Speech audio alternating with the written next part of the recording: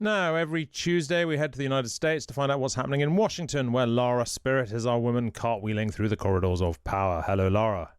Hi, Hugo. Thanks for being with us as always. Look, we've been talking throughout the show about Donald Trump's claim yesterday that Tylenol, known in the UK as paracetamol, is linked to autism. At a press conference yesterday, he told pregnant women not to take it. Let's have a listen.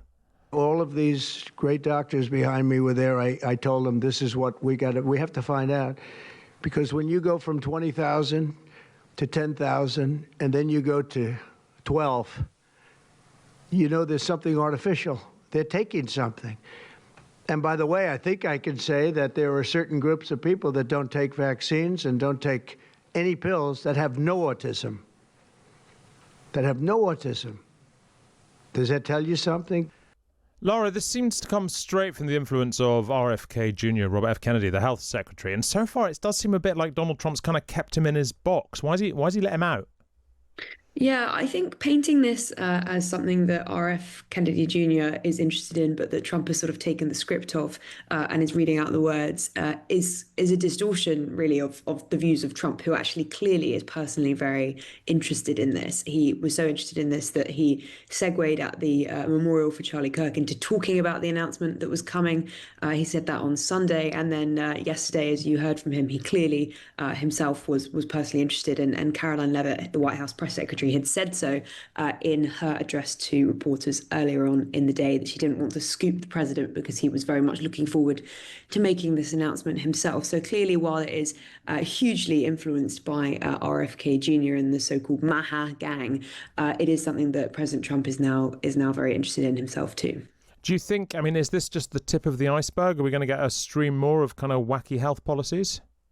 Well, it's a very good question. They are in the process of working on a big document, Make America Health Again document. So clearly this isn't the end. We are going to hear more about this, particularly on questions of vaccines, where this kind of body, which has been partly appointed by RFK Jr., is in the process of working out mandates. So this is certainly something which isn't going away, and we will hear more about. But I think on the specific point of paracetamol and autism, you're likely to hear a huge amount of backlash from the scientific community, as indeed you already have. We've already had the medicines regulator in the UK who have rejected the evidence and publicly distance themselves from this. And you've also, I should say, heard from Ann Bauer, who's the epidemiologist at the University of Massachusetts, whose own research was cited by the White House, who said that although she welcomed a judicious approach to the drug, she was sick to her stomach with concern that it could be linked to autism by RFK Jr. So clearly this has some way to run. Is there any pushback? Are there any Republicans who seem alarmed by this, who are worried that this makes them look distinctly cranky?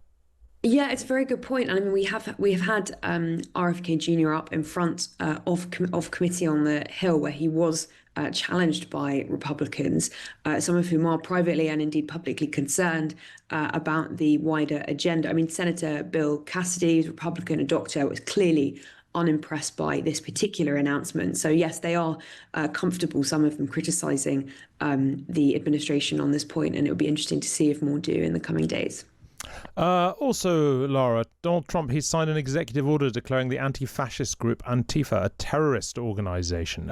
Tell us about Antifa in the United States. To what extent is it even an organization at all?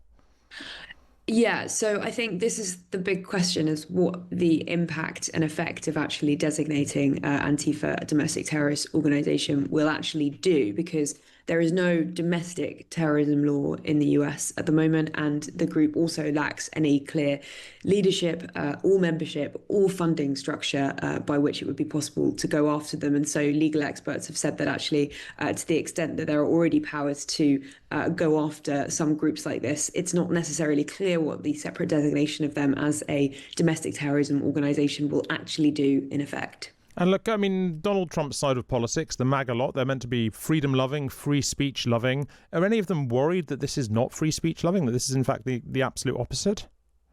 I think on the designation of Antifa, this has been less controversial than some of the developments that we've seen in recent weeks, particularly in the wake of Charlie Kirk's murder, in which some in the MAGA fold have sought to go after some on the so-called radical or lunatic left of American politics and to clamp down. This is a kind of agenda that Stephen Miller, the Deputy White House Chief of Staff, has promised more action on in the coming days and weeks. So we'll have to see exactly what they do. But clearly, on this particular point, because of the factors that I just mentioned and the fact that people don't necessarily think it's going to have a massive legal implication, it's been less controversial than comments, for example, by Pam Bondi, the Attorney General, who said that there was a difference between hate speech and free speech. Now, she walked those back and corrected herself and said that the Department of Justice wouldn't be prosecuting people on the basis of speech that wasn't in itself already illegal. But that was massively controversial among some in the MAGA fold, and I think where the real tension in the coming weeks will lie. Do you think the administration are going to change the tone of their comments on this as well? Because they do seem slightly to have stumbled into a non-free speech position. It's very interesting. I think they're not totally clear exactly what the line on this is at the moment, or necessarily should be, or at least I think this is something that we're seeing being figured out in real time. So it was interesting to hear Tulsi Gabbard, the Director of National Intelligence at the Charlie Kirk Memorial on Sunday, where I was in Arizona, giving a really loud and forthright defense of free speech at that event. And it's also been interesting looking at the remarks from Brendan Carr, who is, of course, the chairman of the FCC, the Federal Communications Commission, which has been at the heart of this storm over the Jimmy Kimmel Show and his suspension, and now obviously his reinstation tonight, albeit not across every American channel in station in the US. And he has said now that actually it didn't necessarily have anything to do with the FCC, that this was a decision that was made by corporate America and not by action from the government. And I think that's the line that the Trump administration wants to land at the moment, and it's something that JD Vance has been very explicit on. And I think he's probably the most interesting person to listen to on this, which is where he says, actually sometimes the government can't do anything about speech that you say. For example, if you mock the murder of Charlie Kirk, as despicable as that is, but other people, civil society, in JD Vance's words, can go after you, and they could fire you for being a disgusting person, for example, which is what Vance said. So I think that's the line they want to draw, which is to say, we're not going to discourage or condemn those in wider society who are taking efforts to restrict those who are saying, in their view, very despicable things. But we do accept that there's the First Amendment and that there are limits to that. And that's, I think, the line that the administration will want in the coming weeks. Lara Spirit, thank you very much indeed. Always a great pleasure to have you on the show. I want to say it like it is. Don't take Tylenol. Don't take it.